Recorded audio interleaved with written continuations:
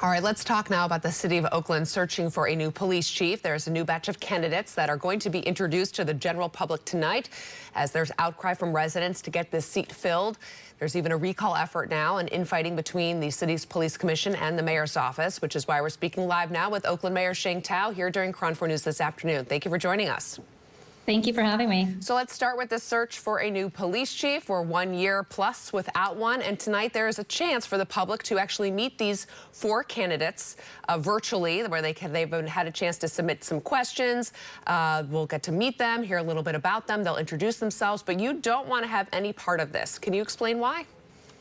Absolutely. Well, first and foremost, having under this new process, right? It's a newish process around how we find our next police chief. That is that through the police commission, which is an all-appointed civilian commission that has full authority to, to actually work with the firm to find out who the candidates could be and then interview them. And then they will do their due diligence to send me at least 3 names. And so this process has only happened once before, and it also took over a year to actually find the police chief under this new process. And so I want to make that part clear that this is not a unique situation where it's taking over a year under this new process. And I also know that the Oakland police chief, she leads a critical component of my comprehensive community safety strategy. I am very grateful to interim chief Allison. However, this candidate forum, I'm invested in finding exceptional candidates for Oakland.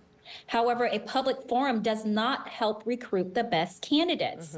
A forum identifying candidates places those individuals, strong individuals, who may apply to the city of Oakland to actually help lead the department, that they may have issues with their current employers, right? So envision a world where you're currently a deputy chief or a chief in a different city, and you may have all the skills, the talents to lead the department and the experience, but there's no way that your name can be out in the public openly, because that actually causes multiple different things, including a premature bidding war, or it can make the people that they are managing feel as if they're being left behind. And so, again, I don't believe that this is a good environment to actually, or a good way to hire the next chief.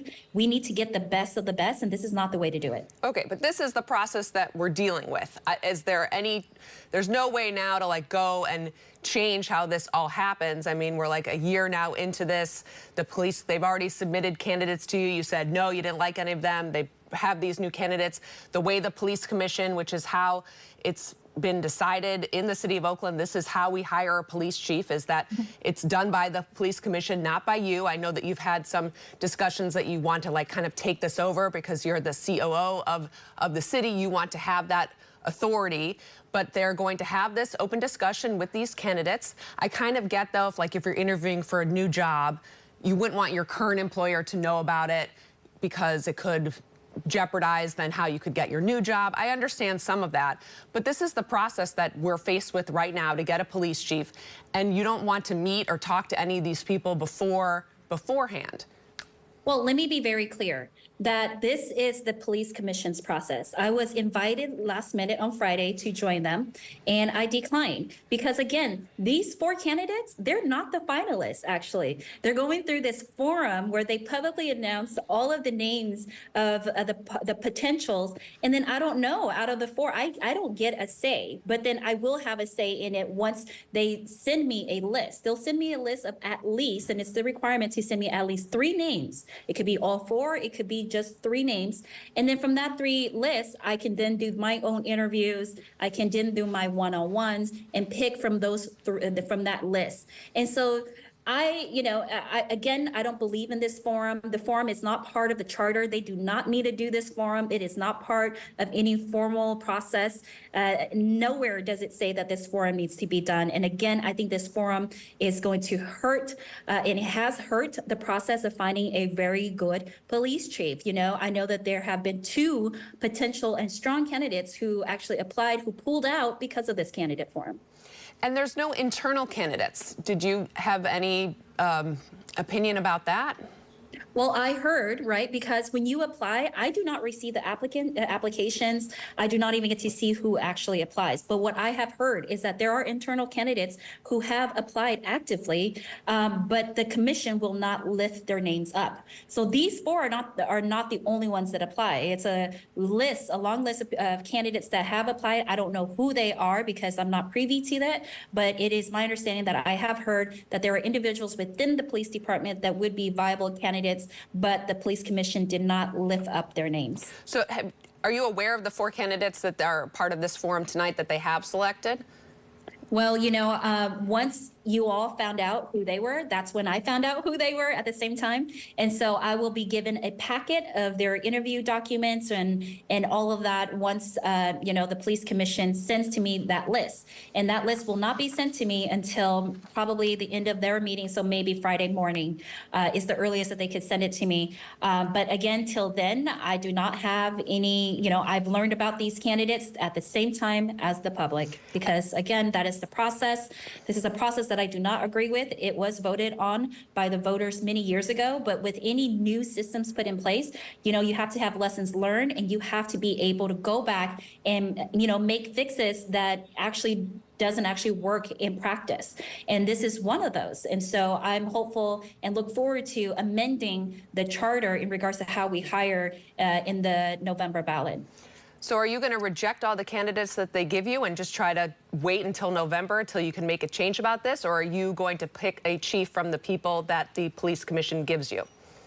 That is too early to say, right? Of course, I want to. I'm going to read through, the resumes. I'm going to invite them for interviews with myself. So it's too early to say. Again, I just received the list when you all received the list, and so I still have to do my due diligence. I'm not saying that no one from this list of people will be lifted to the top. What I am saying is that this is a huge hindrance. This public forum that did not need to happen is a huge hindrance in actually obtaining the best of the best, application pool for me to choose from. And so, I'll go through the process. I'll, review the applications, and I'll go through my interview process. And do you have a timeline for that? If they do give you these names come Friday, which was always the day that they had kind of said the March 1st was kind of a number put out there, a date put out there, what is your timeline for then making a decision?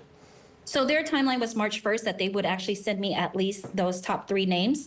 And so once I get those top 3 names, I'm going to do my due diligence and really do my own research and have my interviews. And so I am committed to the process and to ensuring that we do get, a strong candidate to be the next chief of Oakland. And so I don't think that there is a strong timeline in regards to, I have to make a decision by this week or what have you. I will take my time to do my due diligence to ensure that Oakland gets a fair shot at getting a strong leader. And while you have these names in front of you and you're doing the interviews and the research, and there still is no police chief, would you declare a state of emergency within that time, or has the process moved far enough along that you feel that there's some confidence that you will get someone in place by the end of the year?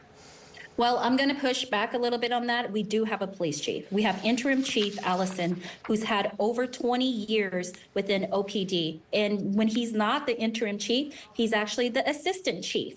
And so he's been the assistant chief multiple times, the interim chief multiple times prior to this time. And so we are running our strategy. And our strategy is through the Operation Ceasefire strategy that we have talked about previously. And what we're seeing is that the strategy that we are implementing and will implement, no matter who's in that chief position, that is actually drawing out good numbers. We are seeing that the homicides and property crimes are going down relative to last year. So we're going to continue to do that strategy. So then any notion of there is no chief in place, that's a false notion. Mm-hmm. And then any notion that there is no public safety strategy in place, that is a false notion. We have a full strategy. We did an audit. We diagnosed the issue last year, and now we're in implementation phase, and we're already reaping the benefits of this strategy that we know is data-driven and that it has worked in the past, and we have resurrected, and we are seeing the fruit of that labor right now.